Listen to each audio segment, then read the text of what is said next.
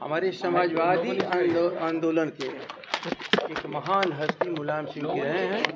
Doctor Lohia के साथ ये लोग काम कर करके पूरे समाजवाद के बारे में पूरे देश के पैमाने पर जो हमारे समाजवादी मूल्य थे उसको स्थापना में अपना जीवन बिताया। लोग हर स्तर पर, चाहे धार्मिक उन्मादियों के खिलाफ लड़ना हो, चाहे जातिवादियों के खिलाफ लड़ना हो, मुलायम सिंह जो आदमी थे, जो मुलायम सिंह, लालू जी, शरद यादव पार्लियामेंट के भीतर लगातार लड़ते रहे कि सामाजिक न्याय के लिए आवश्यक है कि हमारी जातीय जनगणना किया जाए।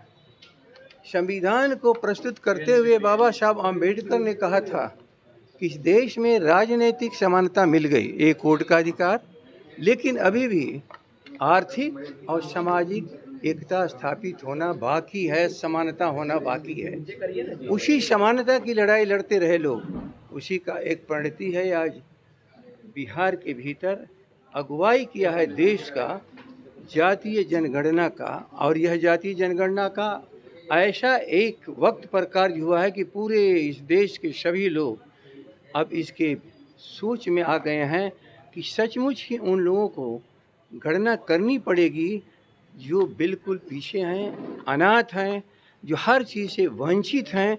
यदि उनको आगे बढ़ाना है तो निश्चित रूप से उनकी गणना करनी पड़ेगी कि आखिर कौन सा वो समूह है जो आज भी निरक्षर है, कौन समूह है जिसे कोई भी कार्य हाथों में नहीं मिला, और ऐसे समूह को किस तरह से हम न्याय दे सकें, इसके लिए जातीय जनगणना हुई।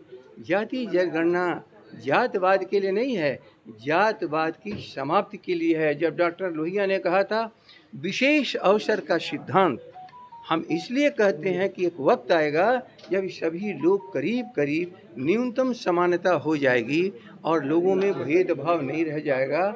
लेकिन धार्मिक उन्मादी चाहते हैं कि देश को विखंडित करने वाली जो ताकतें हैं, हिंदू मुसलमान के नाम पर लोगों को लड़ा के ख़त्म करने के बाद ये उन्मादी लोगों का भी नकेल कसने की चीज़ है कि जो कमज़ोर वर्ग को भ्रमित कर करके इस सामाजिक आंदोलन से बाहर कर रहे हैं, आज उनके साथ नहीं हैं, इनका चेहरा लोगों के सामने आ गया है। इसलिए महान हस्ती को आज उस पुण्यात्मा को हम लोगों ने श्रद्धांजलि अर्पित की है। इस शपथ के साथ मुलायम सिंह जी, डॉक्टर राम मनोहर लोहिया के चलते हुए रास्ते पर आपने जितना संघर्ष किया, उसके शेष संघर्ष को आज भी हम लोग लालू प्रसाद जी के नेतृत्व में बिहार में लड़ रहे हैं। और समाजवादी आंदोलन की ताकत कैसे उन्मादियों को, धार्मिक उन्मादियों को, भेदभाव करने वालों को इस देश से ख़त्म किया जाए और इंडिया नाम का संगठन बना करके हम लोग उसी लड़ाई को आगे लड़ रहे हैं। लालू जी ने ट्वीट किया है जातीय जनगणना को लेकर कि कैंसर का इलाज सर दर्द की दवा से नहीं होता। एक लाइन की चीज कहने का मतलब, यदि हमारा सर दर्द कर रहा है तो उसके हम रोग के भीतर जाएंगे। अभावग्रस्त लोग हैं, वो कौन लोग हैं, उनकी पहचान जातीय जनगणना से होगी। और वह एक कैंसरस है भेदभाव।